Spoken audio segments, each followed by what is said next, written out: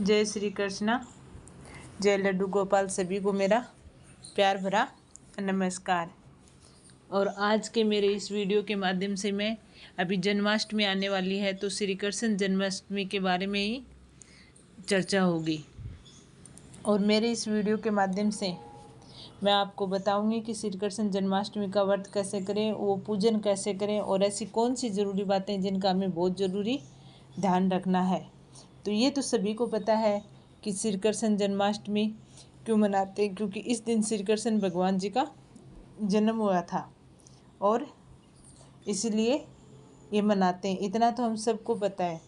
लेकिन क्या होता है कि जब जब भी धरती पर असुरों का अत्याचार बढ़ता है ना, तो धर्म का पतन होने लग जाता है। तब तक भगवान पृथ्वी पर अवतार लेकर सत्य और धर्म की स्थापना करते हैं और उनकी सुरक्षा करने के लिए वो खुद अवतरित होते हैं। तो इसी क्रम में श्री कृष्ण जी भाद्रपद माह की कृष्ण पक्ष अष्टमी को मध्य रात्रि अत्याचारी कंस का विनाश करने के लिए मथुरा में भगवान श्री कृष्ण ने अवतार लिया था। क्योंकि भगवान स्वयं इस दिन पृथ्वी पर अवतरित हुए थे, अतः इस दिन को कृष्ण जन्माष्टमी या जन्माष्टमी के रूप से मनाया जाता है। इस दिन स्त्री पुरुष रात्रि 12 बजे तक व्रत रखते हैं और मंदिरों में झांकियाँ सजाई जाती हैं, श्री कृष्ण के झूले सजाए जाते हैं। फिर श्री कृष्ण जी का जन्म होता है, उसके बाद प्रसाद दिया जाता है सबको और तब उपवास को खोला जाता है। इस तरह इन श्री कृष्ण जन्माष्टमी के व्रत और पूजन के कुछ नियम हैं जो हमें पालन करने हैं। अगर उन नियमों से हम पूजा करते हैं तो हमें श्री कृष्ण जन्माष्टमी के व्रत या उपवास का फल प्राप्त होता है, नहीं तो हमें हमारी इच्छा अनुसार फल प्राप्त नहीं होगा। तो हमें उपवास के पहली रात्रि ही हल्का भोजन करना है, भारी भोजन नहीं करना है, ब्रह्मचर्य का पालन करना है। ये उपवास के पहले रात्रि हमें हल्का भोजन करना है, ब्रह्मचारी जीवन का पालन करना है। उपवास के दिन सुबह जल्दी उठना है, जल्दी उठ के ब्रह्म मुहूर्त में उठ के नित्य नियमों से निवृत्त होके हमें स्नान करना है, साफ सुथरे कपड़े पहनने हैं, श्री कृष्ण भगवान की प्रतिमा को स्नान कराना है, अच्छे अच्छे कपड़े पहनाने हैं और फिर या तो अपने घर में या फिर मंदिर जाके श्री कृष्ण भगवान की प्रतिमा को मोरपंख चढ़ाना है। उसके बाद सूर्य, सोम, यम, काल, संधि, भूत, पवन, दिक्पति, भूमि, आकाश, गेचर, अमर और ब्रह्मादि को नमस्कार कर पूर्वमुखी या उत्तरमुखी दिशा में ही बैठना है।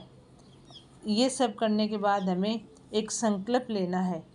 जल, फूल, कुश और गंध लेकर हम संकल्प करते हैं और श्री कृष्ण जन्माष्टमी का व्रत करते हैं या उपवास करते हैं। उसके बाद जब दोपहर होता है या मध्य समय होता है तो काले तिल के जल में स्नान देवकी जी को जो प्रस्तुति ग्रह नियम है वो करना है। क्योंकि श्री कृष्ण जी ने जन्म लिया था तो हमें सूतिका ग्रह का पालन करना जरूरी है। उसके लिए हमें जल में काले तिल डाल के उससे स्नान कराना है और उसके बाद भगवान श्री कृष्ण जी की मूर्ति या चित्र की स्थापना करनी है। मूर्ति में बाल श्री कृष्ण को स्तनपान कराती हुई देवकी जी और लक्ष्मी जी उनके चरण स्पर्श करें और ऐसा हमें भाव पैदा करना है।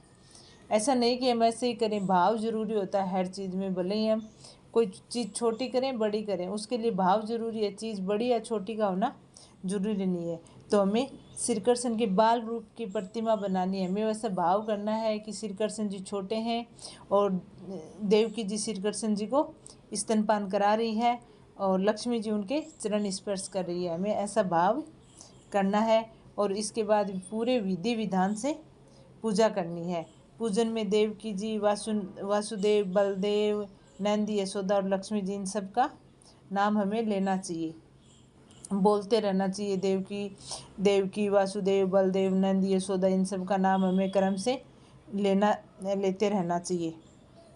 और उसके पश्चात हमें पुष्प अर्पण करने होते हैं और भजन कीर्तन करते हैं। भजन कीर्तन उस होने के बाद 12 बजे जब भगवान श्री कृष्ण जी का जन्म होता है तो हमें सबको प्रसाद देना है और उसके बाद ही हम हमारा उपवास को खोल सकते हैं और इस तरह हमारे श्री कृष्ण जी के जो जन्माष्टमी का व्रत है वो पूरा होता है। अब बात ये है कि जन्माष्टमी कब है, 26 अगस्त को है, 27 अगस्त को है। तो श्री कृष्ण जी का जन्म भाद्रपद की अष्टमी रात को 12 बजे रोहिणी काल में हुआ था। तो इसलिए इस साल 26 अगस्त को श्री कृष्ण जन्माष्टमी मनाई जाएगी, क्योंकि श्री कृष्ण जन्माष्टमी 26 अगस्त को रात को जो नक्षत्र होंगे वो भी रोहिणी होंगे और भाद्रपद की अष्टमी होगी। इसलिए श्री कृष्ण जन्माष्टमी का जो व्रत है, जो उपवास है, वो 26 अगस्त को है। वीडियो कैसे लगा कमेंट करके ज़रूर बताना। मेरे चैनल को सब्सक्राइब करना, लाइक करना। जय श्री कृष्णा, जय लड्डू गोपाल।